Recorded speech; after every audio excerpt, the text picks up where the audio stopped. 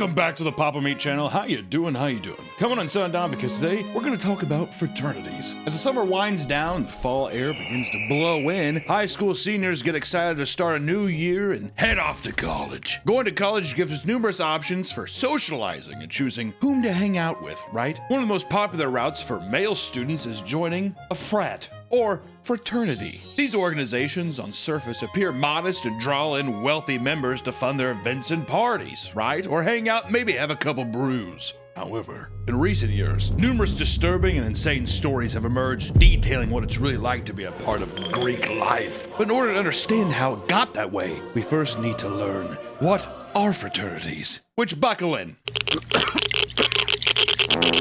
Fraternities, also known as Greek Brotherhood, are organizations that offer students social and academic opportunities, if you want to say that. There's some that are prestigious. I think the vast majority, at least of my friends that were in frats at state schools and such, usually they're state school organizations where guys can be pals together and they can drink, right? I would say the vast majority of people just use it as an excuse to endlessly party for 4 out of 4 years of their college life, is what I would say. And sometimes 6 to 8. Sometimes 6 to 8. Van Wilder! Do you think people even are going to know what Van Wilder is anymore? Was that a deep cut now? Yeah, feel like it. Ryan Reynolds. Deadpool! Dating back to 1776, the fucking year this country was founded, these organizations can be found nationwide, with each fraternity having hundreds and hundreds of chapters. To join the Brotherhood, members undergo a lengthy process that begins with what is called rushing. And rushing takes place during rush week and is a special time when the fraternities host meetups, cookouts, and gaming nights, and this allows members to meet potential new brothers and explain the rules and values of their fraternity. Do you think the Freemasons are a frat? The ancient frat. Following Rush Week, the fraternity will select people they believe will fit into their organization and conduct both formal and informal interviews. And after all that's complete, potential members will be sent a bid that contains an offer to join. That's not all. New members are also expected to pay dues. These payments can range from $2,000 to $1,000 per semester to maintain their membership in the fraternity. This doesn't include other fees such as housing, food, clothing, and various other charges that differ from chapter to chapter, from frat to frat, blah, blah, blah. Some fraternity houses are huge and luxurious with things like private chefs, cleaners, and game rooms, all which add to the cost of being in the frat. These are Nepo baby frats. And despite criticism of paying for friends, I don't do that. All of my employees, I don't pay to have friends. They would hang out with me on their own. Yeah, that check didn't clear for last weekend. Some fraternities such as Sigma and Alpha Epsilon, Sigma Chi, and Lambda Chi Alpha have over 280,000 members nationwide. And once you accept your bid and pay your fees, you officially join the organization as a pledge. And during this period, you undergo further evaluation to determine if you're a good fit for the Brotherhood, right? You're part of basically a fucking army at that point. Yeah, a little soldier. Sigma Chi, yo. Illinois chapter, nice to meet you. Michigan chapter, dude. That's so sick. I go to a state school. I'm a business major. Hey, what do you major in? Business, mostly. Plan on taking over Pop's Chevy dealership when I get out of here, so trying to get, just a little bear trap for that later on. Any man going to a state school, they're a business major. Or it's psychology. Women, psychology, men, business. Or philosophy. I've seen some guys do that too. To be like Jordan Peterson. And I'm like, where do you work now? They're like, I'll work at a car wash. I work at my dad's car wash. Traditionally, this phase was meant for learning and bonding. And however, over the years, it has developed a bad reputation due to a new ritualistic practice called hazing. Which is primarily why I wanted to make this video, because we cover a lot of weird stuff on this channel, and hazing is one of the most cruel and weird pieces of culture known to man. It's also so oddly accepted. Being a slave and basically being tortured is accepted in a modern day culture. Hazing is a common ritual in which new members are subjected to humiliating activities such as embarrassing stunts or eating gross foods, or Limp Bizkit. It's not just a band name. Why don't you look up what Limp Bizkit is on your own? Play with your friends. You taught me that. However, some frats go too far and push their new pledges to the absolute limits. A Sigma Chi frat was suspended after forcing drugs on a new pledge during a hazing ritual. You like being drugged by your pals? By your brothers? Come on, dude. Do you want to be your brother or not? He's like, there are demons and shit hovering over him. He's like, on his back. Do you think they're doing ayahuasca? I like to think that they're doing ayahuasca. I also like to think that they're just like, here, I dip this menthol cigarette in bleach, smoke it. Dude. Won't that make you blind? I'd do anything for the brotherhood. Oh, his eyes are just completely like black. Oh! One pledge was forced to stay inside the fraternity for a week as a part of his ritual, and at some point, some other members of the fraternity strapped him down, blindfolded him, and force-fed him cocaine. Dude, that's so sick, and we have to go to the game later. I'm meeting Chelsea at the game and we're getting fucking zooted at the game. Give me some of that Zaza. At the time of this incident, the frat was already under disciplinary suspension for previous drug-related incidents off campus, and members of the fraternity reserved rooms at a resort under the name UCF Finance Club, and during their stay, police responded to multiple reports of fraternity members engaging in loud, rough sex and smoking weed. Dude, I got so fucking high. I'm tanked, bro. After the hazing ritual was reported to the university, the chapter was shut down entirely. But some fraternities get creative with their hazing rituals in order to work around their university's anti-hazing policies. At Zeta Beta Tau, new members had to compete in a strange challenge as part of their hazing, coined the pig roast. Do you want to guess what that is? The pig roast. If I had to guess before, pig roast almost makes it seem it's like an Eiffel Tower where they like tie somebody up and butt fuck him and shove their cock in his face too. Pretty close. Let's see how close I got. Coined the pig roast, this competition pitted each member against each other with the goal of sleeping with the fattest woman they could find. Fat chicks. Should have saw it coming. Dude, ew, you want a porky pig? That's fucked up, dude. There might literally be nothing I hate. Well, I hate a lot of things on this planet, but one of them, add it to the list, is any man who goes to a state college. I can't stand it. I went to state college. I can't stand you, so it perfectly lines up. Planets are aligned. The challenge began with the frat sending out a group of pledges to local bars and parties to pick up women, aka fucking porkers. The larger they were, the more points that were awarded to the pledge. It was encouraged to sleep with as many women as possible so that you could stack up your points, right? In the event of a tie, whoever slept with the biggest girl won the competition. Members also got additional points for finding ways to humiliate the women after the exchange was over. Hey, Kelly? Yeah? You want to watch Barnyard? Does that count as points? They're like, no. He's like, has sex with the hottest chick. Dude, you're so fat. Am I zooted, guys? Is the huzz sitting right next to me or what? What do you think they were doing to humiliate them? Just them and then calling them fat ass or like porky pig? Probably. I know there's also the walk of shame where as soon as she walks out, everyone's like standing there like, oh my God, ew, you're fat. Maybe that stuff. Maybe that stuff. Or he's just like, hey, remember when I said I wore a condom? You should go kill that fucking thing quick. Dude, 2 points for Bryce. He fucking rules. I almost got pig roasted in high school. By someone who's overweight. It was A big fat girl. She's like, man, I'm so horny. And then she opened up her glove compartment. She's like, I have all these condoms. And then threw them on top of me. And she's like, and I have a morning after pill just in case. And she wanted to me. And I was like, You said, sorry, no fat chicks? Yeah, I just pretended to sleep. Yeah. As soon as the big girl starts talking to you at the bar, you're like, oh my God, why aren't you looking at me? Well, then my fear was, well, what happens if she like saw this as an opportunity? She's like, I'm gonna get mine. Are you saying that she's going to take advantage of you, Nick? Well, that's what, then I thought, what would She's too big to fend off. Help! I hope the sleep tactic works. She was our DD, but she was more drunk than I was. Dude, college, am I right? Dude, she was our DD, but I thought she was drinking cherry limeades and eating Little Debbie oatmeal cream cakes, but actually, it was just birth control and Budweiser. Her big fat leg comes over and you're just like, oh no. That's also such a guy mentality though too. Well, I guess I gotta do it.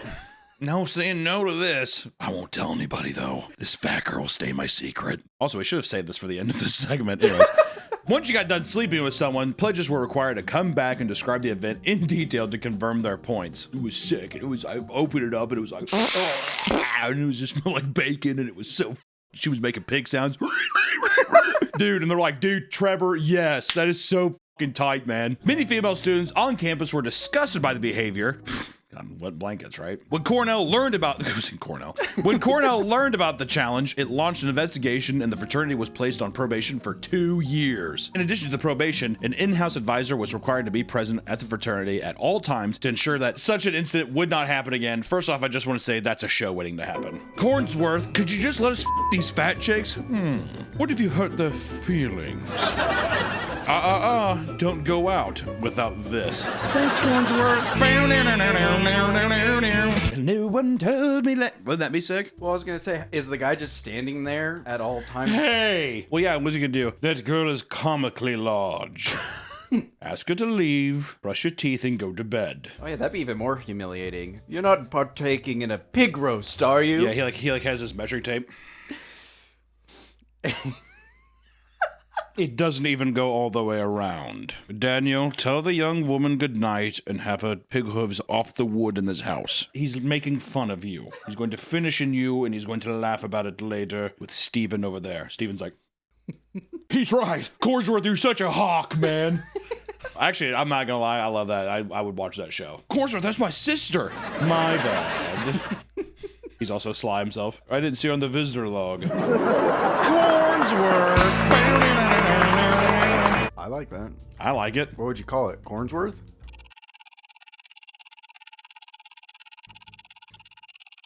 Alpha Beta Cornsworth.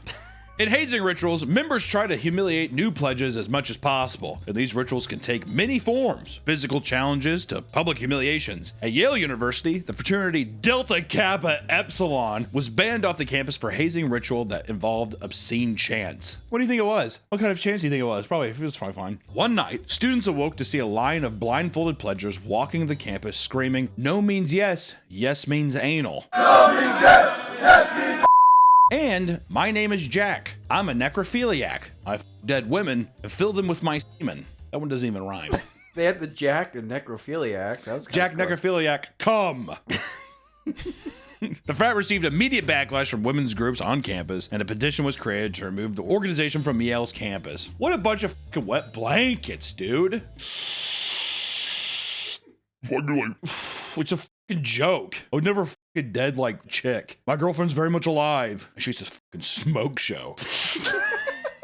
No frat members were charged, but some students filed a complaint against Yale, and the school later agreed to make changes to prevent something like this from happening again. They got Cornsworth. That's season like 4 or 5. It's a new frat. Or every 4 years he changes. We're graduating. I just want to say I think I'm a better man because of you, Cornsworth.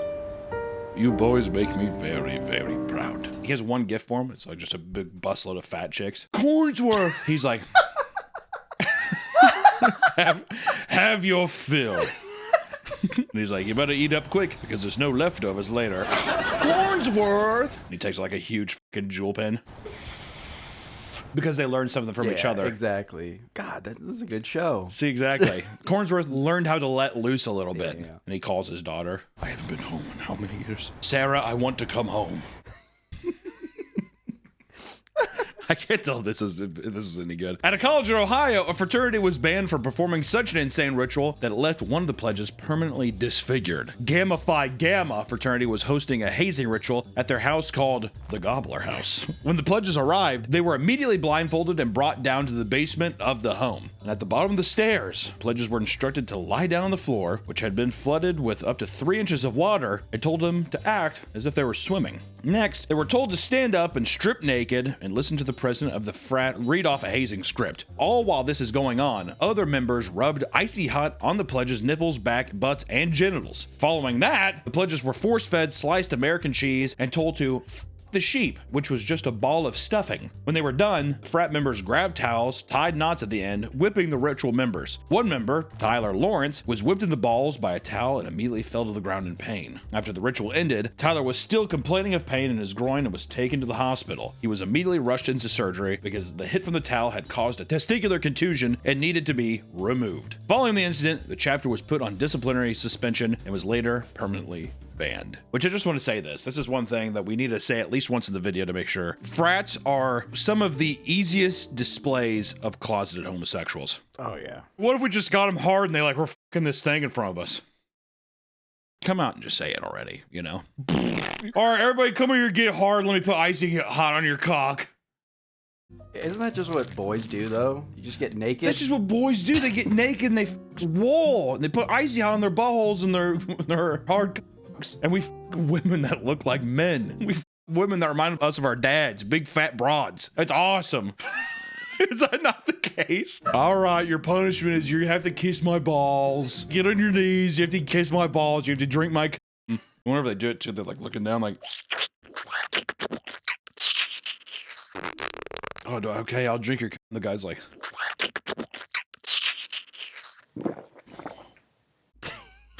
Yeah, we have to find some bearded girl and have sex with her. Next time we have sex with some fat broad, we have to put Old Spice Fiji deodorant on her and blindfold and have sex with her. Kind of just sounds like you just want to emulate her being a man. No, I'm just saying we'll put a wig and like a fake beard on her. We'll have sex with her asshole. What? Can't tell if you're uncomfortable. No, the imaging is... I'm just imagining it. It's a fantasy of mine. Hazing has resulted in hundreds of deaths, and many of them related to alcohol. One death at Pennsylvania fraternity even led to the creation of a law aimed at preventing future tragedies. In 2017, Timothy Piazza was a sophomore at Penn State, majoring in engineering. Business major. Engineering a business. Excited to be more involved on campus, he rushed with the local Beta Theta Pi chapter. He got a bid offer shortly after. The chapter he joined was infamous for a specific hazing ritual called the Gauntlet. This challenge involved making quick stops at drinking stations, ensuring that every drink was finished to get as drunk as possible. Unfortunately for Timothy, as he was completing the challenge in a drunken state, he lost his footing and tumbled down a flight of basement stairs head first. Fraternity members carried him upstairs to a couch and tried to revive him by pouring liquor on him and slapping in his face. Dude, wake up! Oh, these fucking lightweights, wake up! Yeah, these fucking pledges, man. He's like all contorted. He's like wrapped up like a pretzel. Dude, these fucking... The other guy's like, dude, put some Zaza on his face. I bet that'll wake him up. You know what I'm saying? It's sick. It's like I have a dead body on the fucking floor here. Yo, easy. We want to see those fat. We should have him fuck a fat girl. Yo, bring in the pig. I'm sure that'll wake him up. She'll sniff out a truffle real quick, man.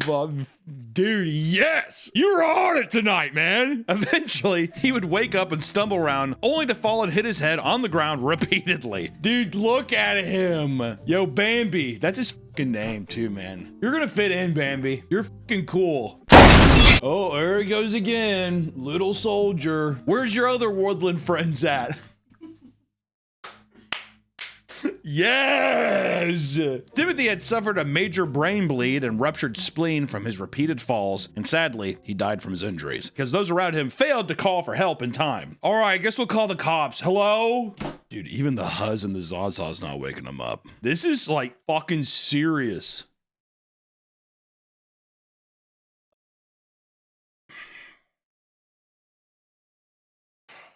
I'm bummed. I think he's dead. Following his death, 19 members were charged with hazing, involuntary manslaughter, furnishing alcohol to minors, and tampering with evidence. All right, we'll just put him in a closet. Throw him back down the stairs and we'll say that he died then.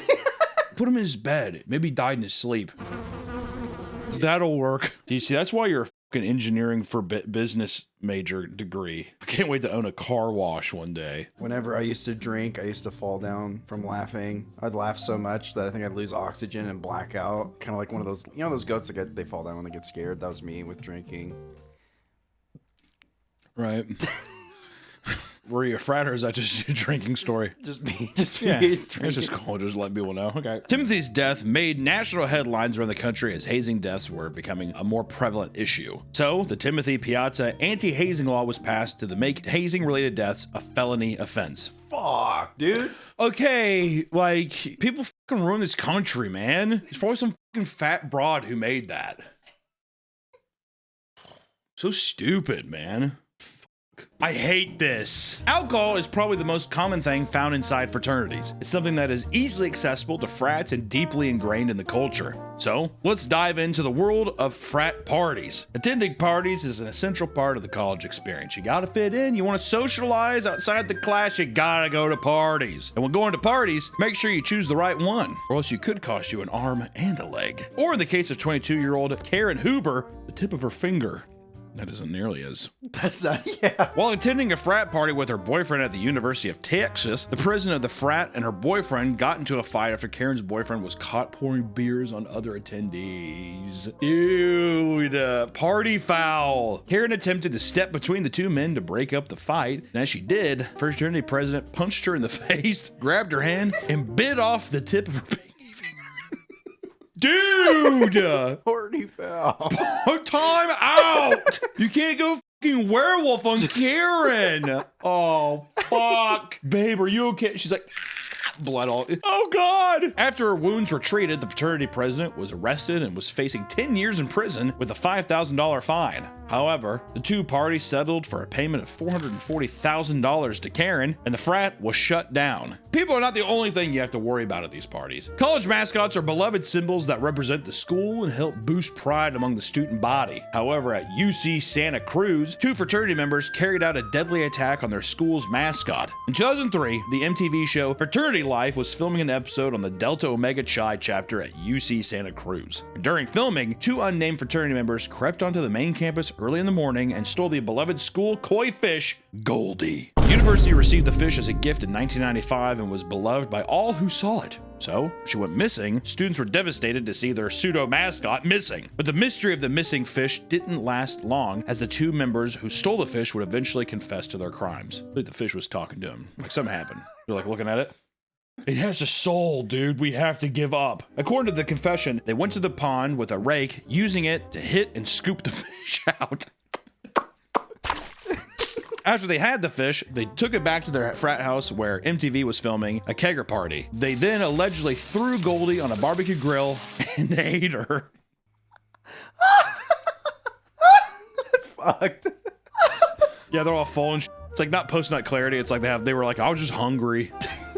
I wasn't using my mind. I was fucking hungry, man. Low blood sugar. You know how it is. After hearing the confession, students and staff were outraged by the grotesque death of their beloved fish. And in the end, the two frat brothers were charged $650 to replace the fish they killed. That's it? To be fair, that's like a big deal. It's your mascot. If it's your mascot, you know what I mean? Yeah. I think that's weird. It's like killing a fucking member of the school. I mean, it's not a human, but still. It's like if it was like a goat. We're the fighting rams or whatever the fuck it is, and you kill that. Isn't that not a... It'd be one thing if they took it and it died, I guess, but they fucking ate it. I feel like... I mean, they literally just... I bet you they didn't cut it up. I bet while it was alive, they threw it on the grill. For the fish, it was probably a pretty fucking gruesome death, I'd imagine. The parties that fraternities throw often cause issues for college campuses, but sometimes that doesn't satisfy the chaotic nature of certain members. Some members go a little further and pull insane pranks. Fraternity pranks have long walked the line between tradition and trouble. Often framed as harmless fun or brotherly bonding, these stunts can range from silly to sinister, and sometimes they spiral into serious consequences. Devin Nodis was a new pledge for the Pi Kappa Alpha chapter at the University of Southern Mississippi. For his initiation period, he was tasked with a scavenger hunt that took him all over the city of Hattiesburg, including the zoo. And at the zoo, Devin and other pledges were supposed to break into the zoo after hours, take a picture of the Chilean flamingo, and get the hell out of there. But Devin had other plans and wanted to prank his brothers. At 1 a.m., he broke into the zoo and hopped into the flamingo enclosure, stealing one of the birds. He then took it back to the frat, hoping to get some laughs, but instead was scolded and instructed to return the bird immediately. When the zoo reopened, staff counted the flock and noticed that one of the birds was missing, so they began to investigate. A CCTV footage showed a group of pledges, including Devin, inside the zoo, stealing the bird. Which eventually the bird was found around 8:30 a.m. and returned, only to be put down due to its injuries. Fuck. Another flamingo also died from presumably attacking Devin during the heist. So Devin just like kicked this bird. I think that it was probably attacking him, and then he probably was like, "F off," and punched it. Devin and his fellow pledges were quickly identified from the CCTV footage and charged with trespassing, grand larceny, and 2 counts of animal cruelty. He pleaded guilty to these charges and was sentenced to complete the regimented inmate disciplinary program. In addition to his sentencing, the fraternity chapter he was pledging for was placed on probation due to his actions. Just want to say real quick, fuck you, Devin, you piece of shit. Yeah, but I'm a business major, majoring in business. I'm gonna start like an animal rescue. I've learned. Full circle for me, Devin. That's called character development for me, Devin. Fraternities were originally founded to represent morals and academics among societals on college campuses. But over the years, the culture has nearly devolved into near complete degeneracy. Dangerous hazing rituals, deadly pranks, and destructive parties are all staples of Greek life and are part of the reason why so many young men decide to join. It's fun! What can I say? It's fun. I've never been, but I mean, I gotta get drunk? Woo! If you ever find yourself walking on a campus near the fraternities, just know that outside of the house might look nice, but inside could be filled with unimaginable horrors. Stay safe, everyone, and we'll see you next time. Yo, who wants to haze the Papa Meat House, man? Me! Business majors only. My dad owns a Toyota dealership. Well, take one of his cars.